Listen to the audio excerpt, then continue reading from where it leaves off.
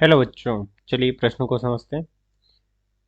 47 plus minus 4.7 kilo ohm प्रतिरोध के किसी कार्बन प्रतिरोध पर पहचान के लिए विभिन्न वर्णों के वलय अंकित किए जाने हैं। वर्ण कोड का क्रम होगा पीला, हरा, बैंगनी, सुनहरा, पीला, बैंगनी, नारंगी, चांदी रंग का, पीला, बैंगनी, नारंगी, चांदी रंग का, हरा, नारंगी, बैंगनी, सुनहरा। हमें बताना है कि कौन सा वर्णक्रम होगा। मुख्य अवधारणा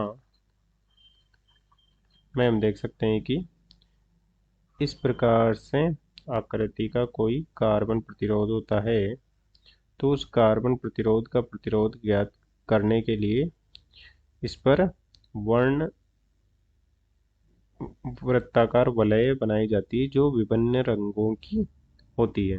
इस प्रकार से 3 या 4 वलय बनाई होती है और इनका एक कर्म रंग के अनुसार उनका प्रतिरोध होता है। माना कि इसका कलर C1 है, इसका C2 है, इसका C3 है और इसका C4 है। तो C4 वाली जो होती है वो यथार्थता का मापन करती है, यथार्थता का मापन करती है। तो उसके लिए 3 रंग होते हैं, जो कि होता है यथार्थता मापन के लिए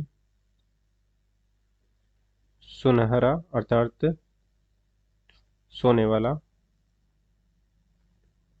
चांदी का रंग और कोई नहीं। अर्थात कोई नहीं होगा तो सिर्फ 3 ही लाइनें होगी, केवल 3 ही लाइनें होगी और वो प्रदर्शित करता है कि कितनी यथार्थता का मापन है।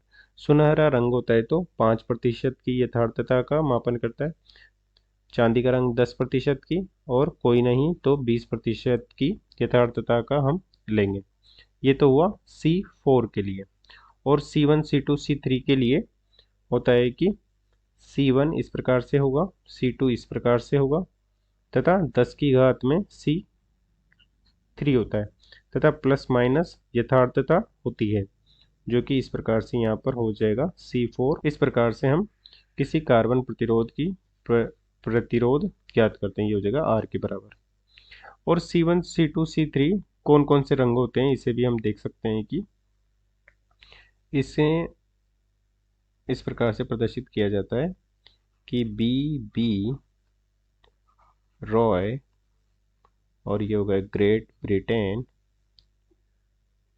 Very good wife. तो यहाँ पर अलग अलग रंगों के हिसाब से होता है, तो इसकी नंबरिंग पहले बता देते हैं कि ये होता है 0 1 2 3 4 5 6 7 8 और 9।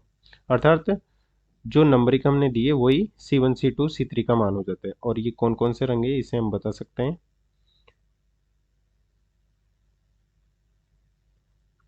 ये हो जाएगा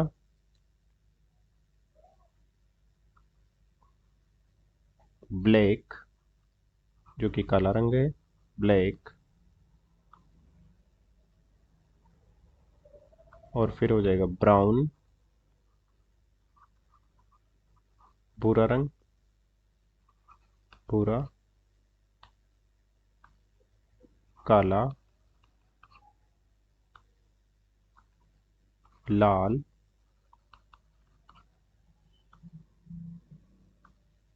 नारंगी,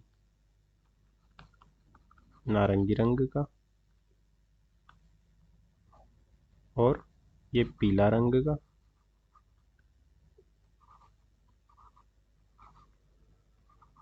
पीला रंग का। इसे हम पीला रंग लिख देते हैं, पीला रंग का।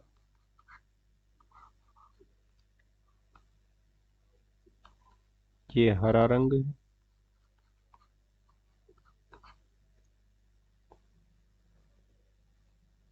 सॉरी यहाँ पर ग्रेट ब्रिटेन है, सॉरी, तो ये बी होगा। और ये होता है नीला,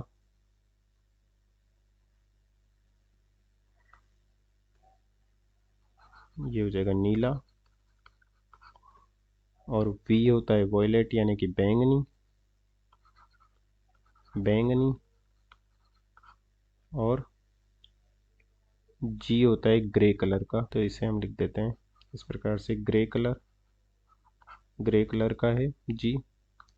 और वाइट को हम लिख देते हैं ब्लैक से, तो ये हो जाएगा ब्लैक, सॉरी सफ़ेद कलर, सफ़ेद। इस प्रकार से विभिन्न रंगों की इस प्रकार से होता है, और उनका जो नंबरिंग होती है वही उनका मान होता है। अब चलिए प्रश्न को हल करते हैं। प्रश्न में दिया गया है हमें 47 प्लस माइनस 4.7 किलो ओम, तो ये हो जाएगा 47 प्लस माइनस 4.7 किलो का, तो हो जाएगा 10⁻³ ओम, और ये हो जाएगा 47 गुणा 10⁻³ प्लस माइनस 4700, जो कि प्रदर्शित करती है कि ये इसका, यदि हम इसका 47